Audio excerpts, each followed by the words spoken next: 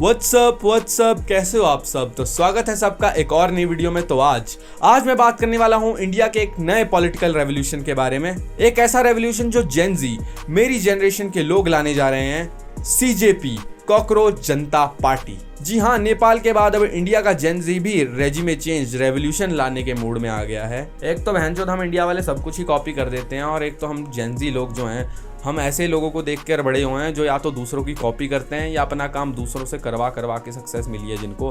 तो ऐसे लोगों को देखकर हम बड़े हुए हैं, तो हमारे अपने काम में भी यही चीज़ें रिफ्लेक्ट होती हैं। अब नेपाल के जेन जी रेजिमे चेंज लाए तो इंडिया का बेरोजगार नल्ला युवा जेन जी घर पे बेला थोड़ी बैठेगा।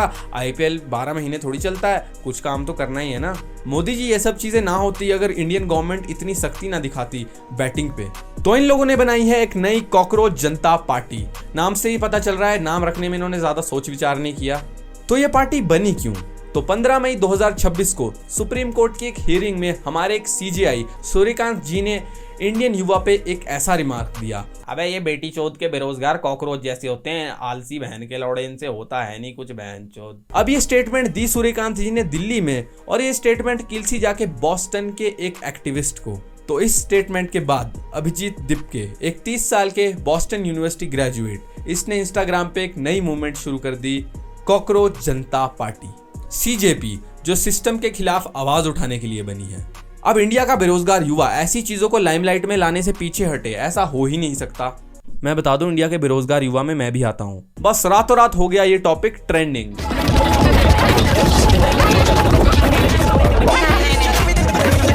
एक तो पता नहीं यार, ये इंडियन यूथ की टेंशन इंडियन यूथ को खुद को नहीं होती है, बाहर बैठे एक्टिविस्ट लोगों को होती है। और बाकी तो तुमको पता ही होगा यार, हम उस देश में रहते हैं जहां शोशेबाजी के लिए ईएमआई पे फोन, गाड़ी बाइक ऑन लोन और लड़कियों के द्वारा फेक मोन किया जाता है। तो लेफ्ट आउट और फोमो से बचने के लिए सारे जेन जी, सारी मेरी जनरेशन के लौंडे लौंडिया लग गए इस मूवमेंट का सपोर्ट करने। उनको लगा अभिजीत दिपके ने, ये सुभाष चंद्र बोस आ गया है साक्षात इनको क्रांति दिलाने। और एक महान आदमी ने पहले कहा था, सबको हीरो बनना है। अमिताभ बच्चन ने सबकी ठोक डाली। अब मेरे को ये दिक्कत नहीं है कि इस मूवमेंट को लोग सपोर्ट कर रहे हैं, मेरे को लन फर्क नहीं पड़ता, तुम जिस मर्जी को सपोर्ट करो, चाहे वो आईपीएल में हो चाहे पॉलिटिक्स में। मेरे को फर्क बस इस चीज से पड़ता है कि तुमको सही में लगता है ये बहुत बड़ा कुछ रेवोल्यूशन, बहुत बड़ी क्रांति, बहुत बड़ा चेंज आ रहा है इस देश में, जिसको मैं तुम्हारी नादानी या तुम्हारा चुड़ैल दिमाग दोनों समझता हूँ। और इससे बड़ी नादानी कुछ नहीं हो सकती अगर तुमको लगता है कि ये अगर पार्टी कभी पावर में बाई चांस आ भी गई तो ये बीजेपी या कांग्रेस से अच्छा काम कर देगी। मतलब एक बॉस्टन यूनिवर्सिटी से पढ़ा हुआ बखलंड जो यूएसए में ही रहता है, वो यहाँ पे रेजिमे चेंज लाने की बातें चोद रहा है। और ये पहले आम आदमी पार्टी के लिए काम करता था, इसकी ध्रुव राठी से बनती है, और इसका ट्विटर खंगालोगे तो इसके ट्विटर पे तुमको पता चल जाएगा साफ साफ कि इसने केजरीवाल की बहुत गांड चाटी हुई है ट्विटर पे। और तुम लोगों को लगता है ये न्यूट्रल है। अगर ये न्यूट्रल है तो मोदी जी पढ़े लिखे हैं, अगर ये न्यूट्रल है तो मैं फकबॉय हूँ। और ये बॉस्टन में बैठा हुआ चरवाहा यहाँ पे रेजिमे चेंज, रेवोल्यूशन लाने की बातें कर रहा है, और इसकी भेड़ों को सही में लग रहा है कि अब फाइनली एनसीईआरटी क्लास 10th की हिस्ट्री बुक्स में एक नया चैप्टर ऐड होने वाला है। पार्टी का फाउंडर यूएसए रहता है, फाउंडर का करीबी दोस्त यूके रहता है, फाउंडर के दोस्त का बाप झाड़ू पार्टी का लीडर रह चुका है, फाउंडर खुद झाड़ू पार्टी के झाड़ू की चटाई करता था। अब इसके तो क्या ही कहने यार, इसके तो आम आदमी पार्टी से उतने ही पुराने नाते हैं जितने मोदी जी के सबसे होते हैं। साथियों, बोहरा समाज के साथ मेरा भी रिश्ता बहुत पुराना है। क्रिश्चियन कम्युनिटी के साथ तो मेरा संबंध कोई नया नहीं है, बहुत पुराना बड़ा आत्मीय नाता रहा है। इंडिया से मेरा एक भावुक रिश्ता के साथ मेरा विशेष नाता रहा है। कॉकरोच पार्टी का प्रवक्ता होने के नाते अब ये कहता हूं कि अगर हमारी सरकार बनती है तो अब धर्म की राजनीति भारत के अंदर बंद होगी। अबे लोडू, धर्म की राजनीति होती है क्योंकि लोग उसमें मानते हैं। डिमांड सप्लाई का खेल है, लोग जात पात पे भेदभाव करते हैं, इसलिए जाके कास्ट की राजनीति होती है। पॉलिटिकल पार्टीज को लंड फर्क नहीं पड़ता किसी चीज से, उनको बस पावर में आना है, तो वो उस चीज पे पॉलिटिक्स खेलेंगे जिस पे तुम खिलवा सकोगे। अगर तुम कट्टरता दिखाओगे धर्म के प्रति, अगर धर्मों के बीच में नफरत ऑलरेडी है तो उस पे ही पॉलिटिक्स होगी।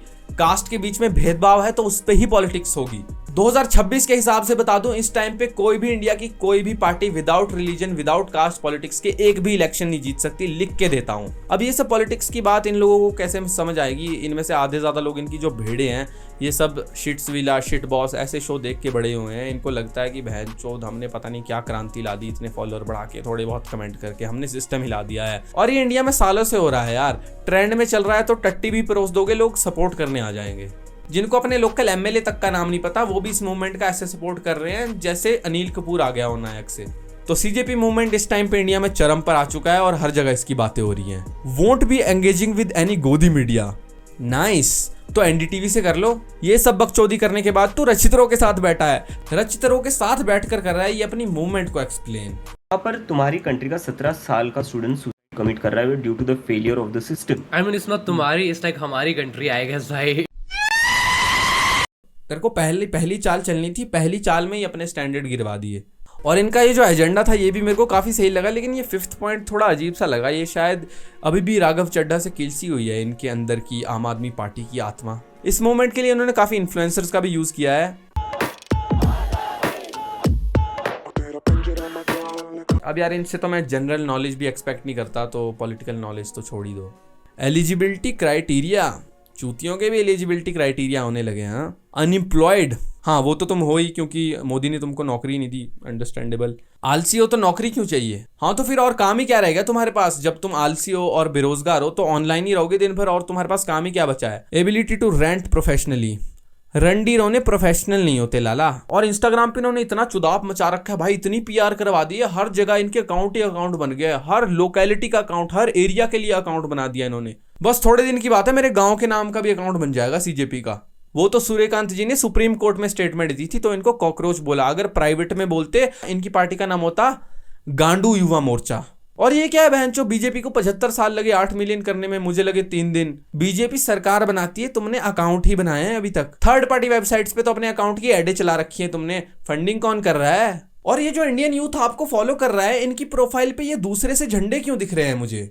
अब देखो ऐसी बात नहीं है ये मूवमेंट कुछ कर नहीं सकती, अभी वो तो वक्त ही बताएगा ये मूवमेंट क्या करती है, ये पार्टी क्या करती है। लेकिन फिलहाल तो ये चूतियाप है जो मेरे को लगता है 2-3 हफ्ते चलेगा मैक्स, या 2-3 महीने भी चल सकता है। और जेनजी होने के नाते मेरे को पता है कि जेनजी लोगों ने शुरुआत से ही चूतियों का सपोर्ट किया है, चूतिया ट्रेंड्स, चूतिया लोगों को फेमस बनाया है, चूतिया चीज़ें ट्रेंड में लाई हैं। ये हमारा इतिहास भी कुछ ऐसा ही बोलता है और इनको इंस्टाग्राम पे सपोर्ट भी बहुत मिल रहा है। खैर आधा तो पाकिस्तान बांग्लादेश से है, वो अलग चीज़ है, लेकिन जो इंडिया से मिल रहा है वो भी बहुत है। हाँ उनकी भी वैसे वोटर आईडी नहीं बन रही है, लेकिन कभी ना कभी तो बनेगी ही, तो तब ये लोग वोट बटोर सकते हैं, मतलब 2029 तक तो बटोर ही सकते हैं शायद। और जो मर्जी बोलो भाई, ये मूवमेंट से बीजेपी वालों की थोड़ी तो फटी, इसलिए ट्विटर पे इनके अकाउंट बैन हो गए। एवरीबॉडी जिसका डर था वही हुआ। पहले इन लोगों ने हमारा अकाउंट हैक करने को ट्राई करा, जब इनसे हैक नहीं हुआ तो अब इन्होंने हमारा ट्विटर हैंडल इंडिया में बंद कर दिया है, बैन कर दिया है।